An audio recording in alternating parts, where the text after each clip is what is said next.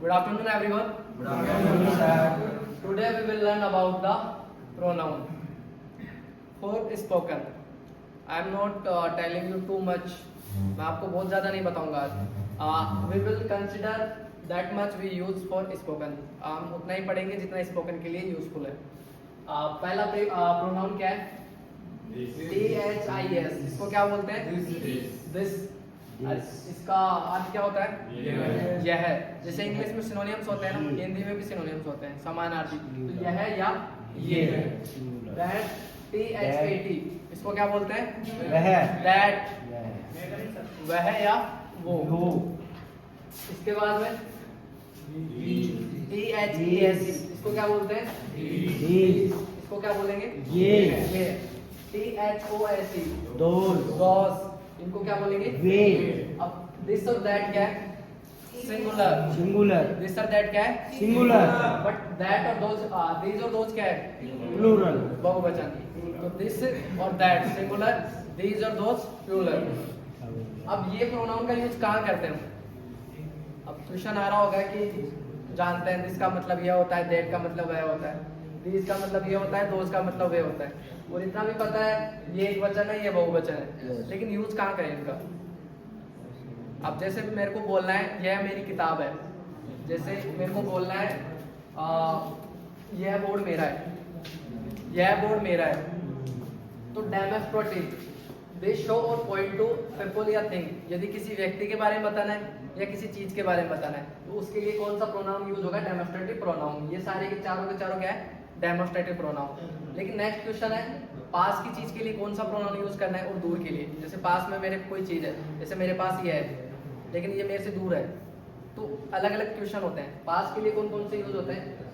एक तो होगा सिंगुलर केस में, एक प्लूरल केस में. सिंगुलर केस में किसका यूज होगा? दिस. और प्लूरल केस में कौन किसका होगा? दीज. ये तो किसके लिए यूज हो जाएंगे? पास के लिए. बट दूर के लिए कौन सा यूज होगा? दैट और दोज. दैट किसके लिए? सिंगुलर के लिए. और दोज प्लूरल के लिए. समझ में आ गया इतना? चार प्रोनाउन थे, this, that, these, those. This और दैट सिंगुलर, दीज और दोज प्लूरल. पास के लिए किसका यूज होता है? दिस और दैट का. और दूर के लिए दीज और दोज का. ठीक है. इसके बाद में दिस एंड दीज आगे मैंने लिखा हुआ है अच्छी तरह पास के लिए, और दैट एंड दोज दूर के लिए. पास के लिए this and this, that and those दूर के लिए. आप इसको ना इंट्रोडक्शन में भी यूज कर सकते हो.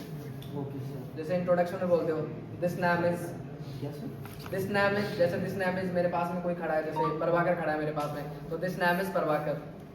ठीक है.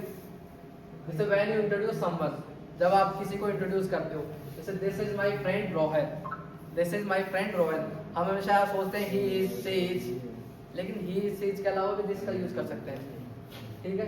जैसे दो से ज्यादा है, आपके एक फ्रेंड की बात नहीं हो रही, दो फ्रेंड है आपके, तो उसके लिए क्या यूज होगा? दीज, क्योंकि आपके पास में है. तो इसके लिए these are my friends Rohan and Meera. इसके बाद में आप फोन पे बात करते हो, this is Ganesh, this is side Ganesh, ऐसे बोलते हो ना. जैसे hello this is Ganesh, is that Meera, वहाँ पे मीरा है. जैसे आप यहाँ पे बात कर रहे हो, मैं गणेश हूँ, क्या आप मीरा हो? ऐसे ही. इसके बाद में एग्जाम्पल्स है, एग्जाम्पल से और अच्छा समझ सकते हो. जैसे दिस इज अ पेन, एक पेन की बात हो रही है तो दिस, लेकिन एक से ज्यादा पेन है, एक से ज्यादा पेन है तो किसका यूज करेंगे? अब एक लड़की के लिए, लेकिन लड़की क्या है? दूर है, दूर है, तो किसका यूज होगा? That, that is a girl. लेकिन लड़कियां एक से ज्यादा है और दूर भी है वो, किसका यूज होगा? दोज का. इसके बाद में दिस पेन इज रेड. जैसे आपको विशेषता पता नहीं है किसी चीज की, तो जैसे पेन की विशेषता बता रहे हो क्या है? रेड कलर का. दिस पेन इज रेड, लेकिन पेन एक से ज्यादा है तो दिस पेन आर रेड. इसके बाद में आई लाइक दिस, जैसे दिस के लिए इसको, इसको पसंद करता हूँ रेड कलर के पेन को, आई लाइक दिस, लेकिन एक से ज्यादा है तो आई लाइक दिस. ठीक है. इसके बाद में हेल्पिंग वर्ब, प्रेजेंट के लिए अलग यूज होती है, पास्ट के लिए अलग यूज होती है, फ्यूचर के लिए यूज होती है. अब प्रेजेंट की कौन कौन सी है? Am, is, are. इसको क्या बोलते हैं? एम, इसको इज, इसको आर. एम का हु. एम किसके लिए यूज होता है? एम ओनली एक प्रोनाउन के लिए. आई के साथ हमेशा किसका यूज होता है? एम. I am. लेकिन एक वचन के साथ यू को छोड़कर किसका यूज हो सकता है? इज, क्योंकि यू के साथ क्या आता है? आर। जैसे बहुवचन के साथ, जैसे दे के साथ भी आप आर लगा सकते हो, जो भी बहुवचन है, बहुवचन यू के साथ भी आर का यूज होता है। इसके बाद में वॉज या वर, वॉज या वर, वॉज क्या है? सिंगुलर एक वचन के साथ, और वर क्या है? प्लूरल बहुवचन के साथ। लेकिन वाज का यूज यू को छोड़कर, यू के साथ आपको नहीं करना, लेकिन वर का यूज जैसे इंग्लिश में आप 10th क्लास में पढ़ा होगा आपने, जैसे कोई चीज काश में राजा होता, काश में राजा होता, तो उस केस में if I were a king, तो उसमें यू के साथ भी क्या होता है? वर का यूज कर सकते हैं।